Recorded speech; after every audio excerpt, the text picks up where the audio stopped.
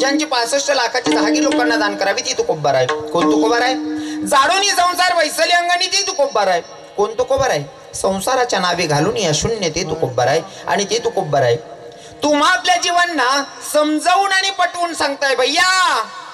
अरे भगवंताचं नामचिंतन करायचं, पण नामचिंतन केल्याच्या नंतर भगवंताला शरण जायचंय, पण कोणत्या देवाला शरण जायचंय प्रश्नचिन्ह.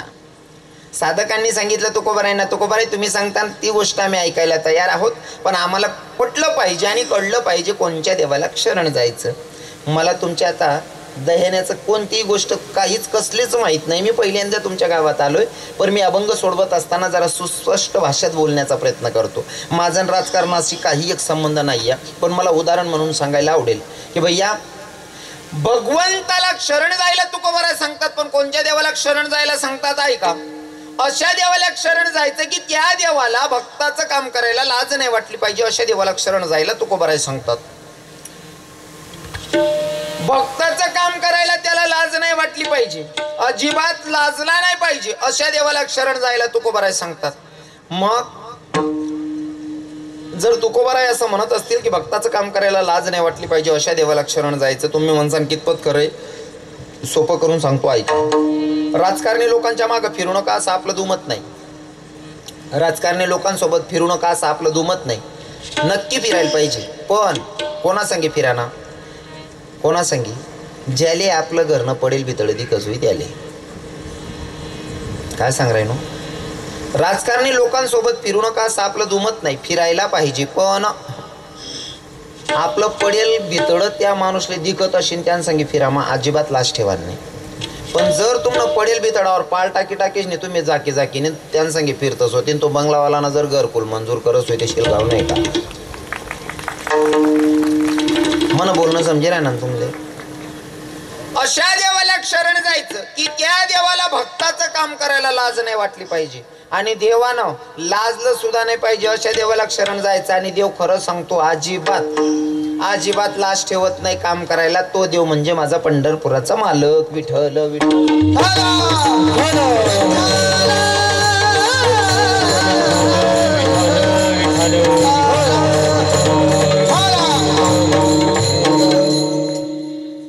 खरं तर बऱ्याच कीर्तनांमध्ये आमचे दादासाहेब येऊन बसतात शेटन. ते जवळच आहे आपलं गाव इथून सडगाव. पहिले सडगावच्या कीर्तनात पण होते, अजून 1-2 ठिकाणी होते वाटतं ना. हां छान. मग आमचे सडगावचे दादाश्री आले असतील, भूषण दादा आले का?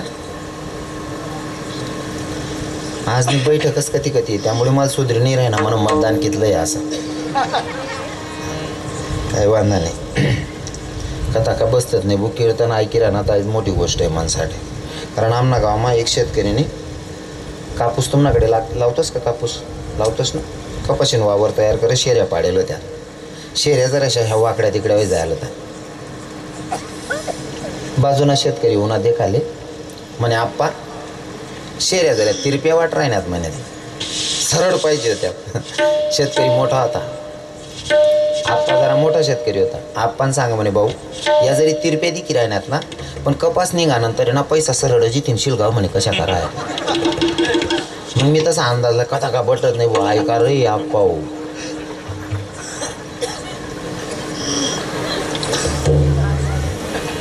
अशा देवाला शरण जायला तुकोबाराय सांगतात, ज्या देवाला भक्ताचं काम करायला लाज नाही वाटली पाहिजे. आता ऐका, भगवंत सुद्धा तोच खरा असतो की जो भक्ताच्या अंतकरणातला भाव पाहतो. भाव तो जातीपाती नाही बघत, तो देव असतो.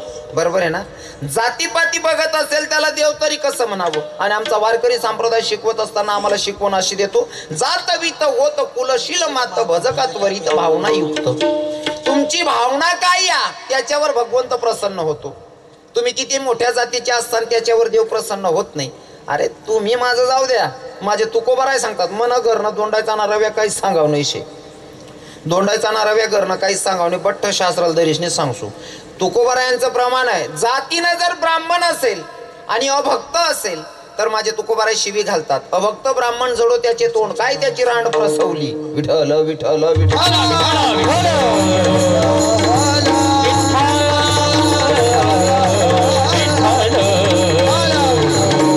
जातीनं ब्राह्मण आणि जरा भक्त असेल तुकोबाराय शिवी घालतात, पण महाराज तुमची जात कोणची त्याच्यापेक्षा तुमचे भाव कसले देवाप्रतीचे त्याच्यावर माझा भगवंत प्रसन्न होतो, कारण तो जात बघत नाही, अंतकरणातला भाव बघतो. मी नेहमी अभंग घेतल्याच्या नंतर सुरुवात मला खालून वरती जायला आवडतं, सांगायला आवडेल.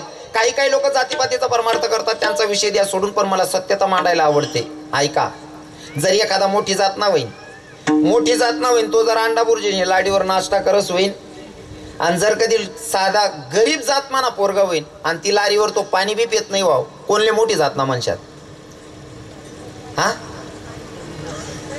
कोणले म्हणशात?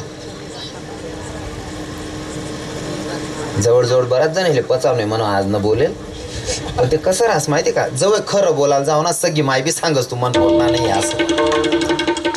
खरं बोलायला घे ना सगळी माय सुद्धा सांगस तू मन पोटणार नाही असं. जातीला अजिबात किंमत नाही दादा. गड्यात माळ आहे, वैष्णव आहे, माझ्या जातीचा आहे, मज या जातीचे मज भेटो कोणी, बरोबर आहे ना. गड्यात माळ असेल, वैष्णव आहे, मग मोठी जात ना. हा, कारण माळकरीचा वैष्णवाचा अधिकार एवढा आहे, जर तुम्ही साधा लोके 1000 जेवाडात तर 100 ब्राह्मण जेवाडेल ना पुण्य लागस म्हणे, पण 10 वारकरी जेवाडात तरी 100 ब्राह्मण जेवाडेल ना पुण्य लागस आहे. वारकरीने ताकद आहे, माळकरी ताकद. पण काय काय लोक पुढकारास आणि म्हणा भगवान अशी जिराई काय नाही भाऊ. हा, मी काय नाही आमका जात ना, मला त्यासना घरनं चालत नाही, त्यासना घर पाणी बी पेत नाही. आणि नेमकी परिस्थिती अशी करी देऊ बाने पोऱ्यात शोधती सोरीस ना बायकोच भेटे नाही कथाईन करलंय ना. काय बाप्पा तुमले त्यासना करणं चाले नाही. आई बहीण त्या हातमा बुच काय बाच काय राहते खावाडी. हाते जिराई का नाही देवनी, जिरवली का नाही माझ्या देवानं. देवाच्या विरोधात जायचं नाही महाराज, अजिबात जायचं नाही. देवानं अरे जातीनं भिल्ल समाजाची शबरी, पर शबरीच महाराज जात नाही बघितली. मग हे ऐका महिमा आवडीची, ऐका महिमा आवडीची,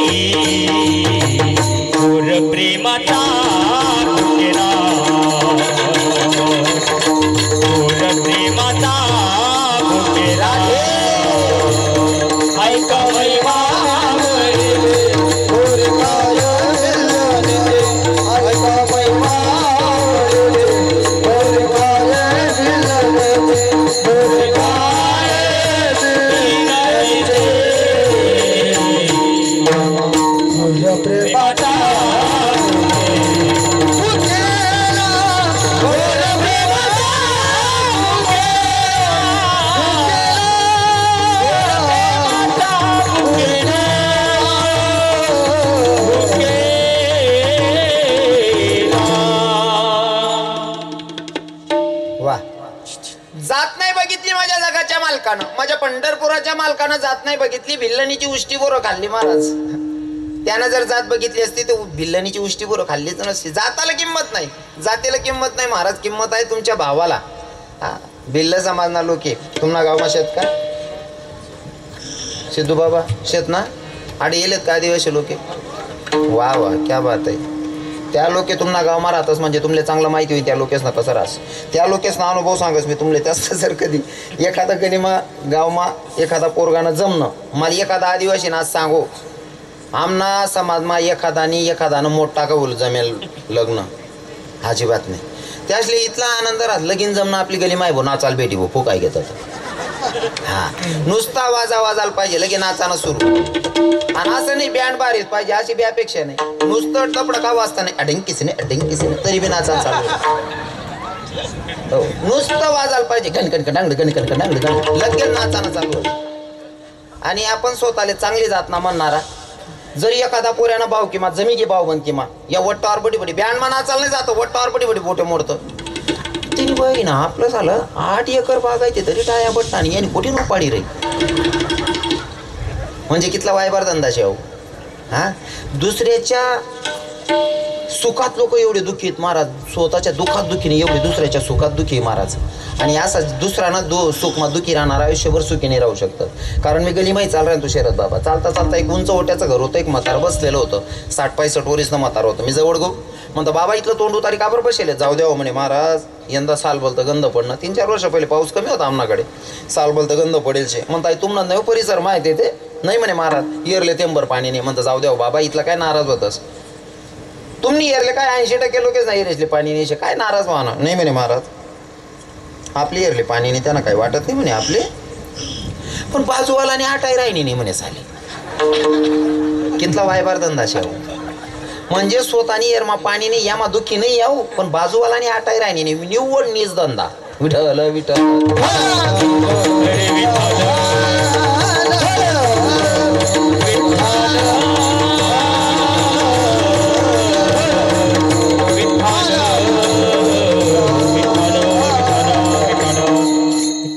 एखाद्या गरीबाच्या पोराचं जमलं ना आदिवासी भाऊ बटान बटान असतील बिचारा काय त्यासले द्वेष नाही कोणा राग नाही काही रुसवा नाही. आणि तुमले बी सांगाच बहिणीवन आदिवासी बाईस मा असं देखील का तुम्ही एखादी बहीण नवर देऊन माय ऋषीशने उभीशी बोल लगीन मा देखील शे का अजिबात नाही लगीन मा सुद्धा नाही. नाही ते आपल्या बिचाऱ्या बाया जरी एखादी नवीन लग्न होईल सुन बाई उनी तिला माहित नाही म्हण सासू कोणती जेठ आणि कोणती असं वय मग करीन उभ्या राहतीच्या बाया. पाय पडता पडता एखादी बहीण मागे राही पाय पडाना राही ना मग एखादी जेठाने किंवा मग एखादी सासू बहीण मागे उभी ना तुम दाखले सासू येतील पाय पडले होईल माय पोर गई मग पाय पडू देऊ ना आई पोर पाय पडाल गे काय बिन सांग नको माय मना नको पडू दे चिटणीस ना पड ओ बाप का बघ तू ना नंतर पाय पडा मग तू लकवा जाईन उपडीच जाशी तू कितला वायबार धंदा आहे.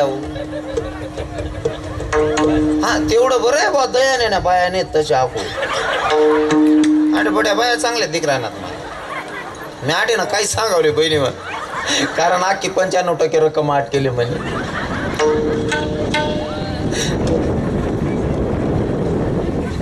जगता येत नाही लोकांना जगता येत नाही फक्त आशा धरून यानं कसं काय चांगलं होई गी त्यान पोरले कसं काय चांगलं भेटे गे त्यान पोऱ्यानं कसं काय होई गे. अरे तुम्ही नीती चांगली ठेव रे तुला नवी होई जाय रे वरीस 2 वरीस पण दानच चांगली ठेव. कारण आमच्या संतांची शिकवण आहे करम तेरे अच्छे तो किस्मत तेरी दासिया करम तेरे अच्छे तो किस्मत तेरी दासिया और नियत तेरी अच्छी तो घर में मथुरा कासिया. कर्म चांगलं ठेवा कर्म चांगलं असलं का जमतंय. जर एखादी बाई अशी चहा ट्रे फिरावंच होई ना एखादी बहीण जर मागे राही गे ना ध्यान नाही होती आई बहिणी सांग ताई ते मागे 2-3 बाया राही घ्या तिथले बी चहा पाहिजे द्या बाकी नाही समजदार राहती पिले तीच एखादी आगावरास ना नको माय माल नको तिसले 5 मी घर गण पिराच्या तू गण चहा पेस बहीण घर तू चहा गाई डोकं दोस पण मानपान मा पिले ना कब्बर कितला वाय धंदा याव. आई ते सांगा ना ते गरज नाही दयाने ना बाईसली बा हा पण मग आता मी बिवार लई येले सांगे पैरी निघणं पडी माझे आपण कत लई फिरू त्याले सरावणं पडी ना विठ्ठल विठ्ठल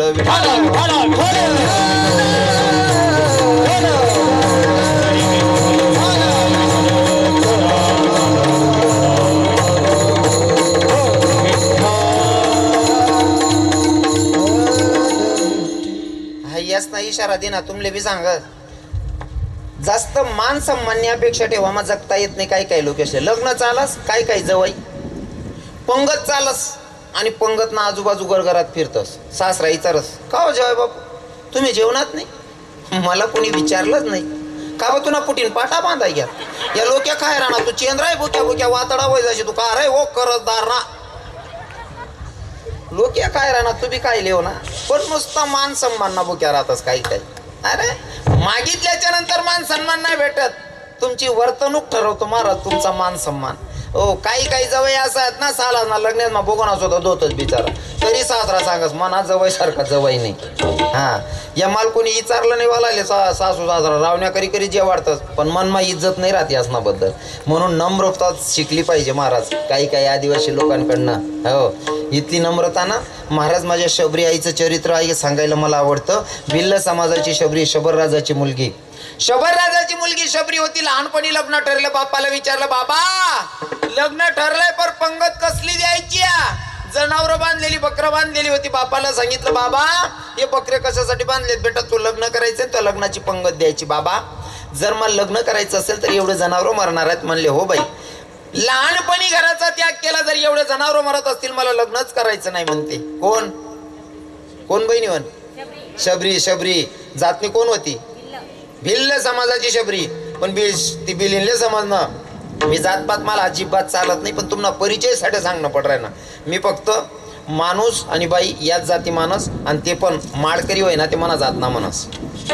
हा तुमले विचारस भिल्ल समाजनी बाई, पण तिले वाटणं जनावरे मराल नाही पाहिजे, म्हणजे जातनी बिलिनले समजणं मटन मासा खाऊ नये असं. कोणले समजणं बहिणी वन?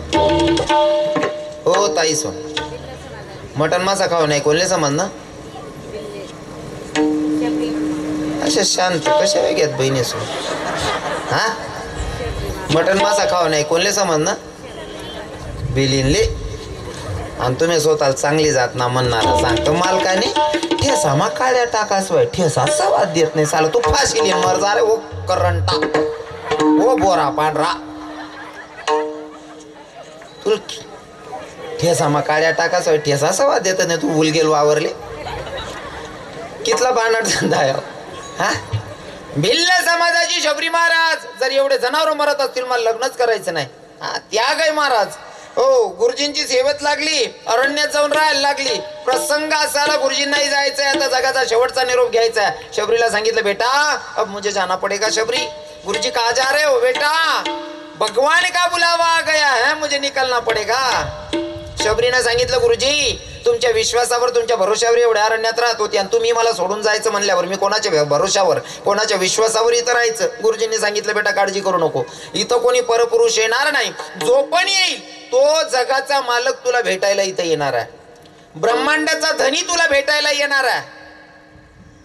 शबरी आई वाट बघत होती, 82 वर्षाची होईसपर्यंत वाट बघत होती प्रभूची. आणि 14 वर्षाच्या वनवासाला जाताना जेव्हा सीतामैयाचं हरण केलं रावणानं, एके ठिकाणी प्रसंग असा आला की प्रभू रामचंद्र लखनजीला सांगायला लागले, भैया लखन चल अपनी माँ को मिलने जाना है भैया. लखनजी सांगता, भैया बड़े भैया हम अपनी माँ को 14 साल तक नहीं मिल सकते. प्रभू सांगायला लागला, अरे 14 वर्ष वाट बघणारी मायची गोष्ट करत नाही रे, जी 82 वर्षाची होईसपर्यंत वाट बघते त्या मायची गोष्ट करायलो म्हणलेले का. दोघं बंधू निघाले. निघाल्याच्या नंतर शबरीच्या कुटियाच्या समोर आहे. शबरीचं चालू होतं वाट बघणं. हे राम आएंगे तो अंगना सजाऊंगे, मेरी झोपड़ी के बाग खुल जाएंगे, राम आएंगे.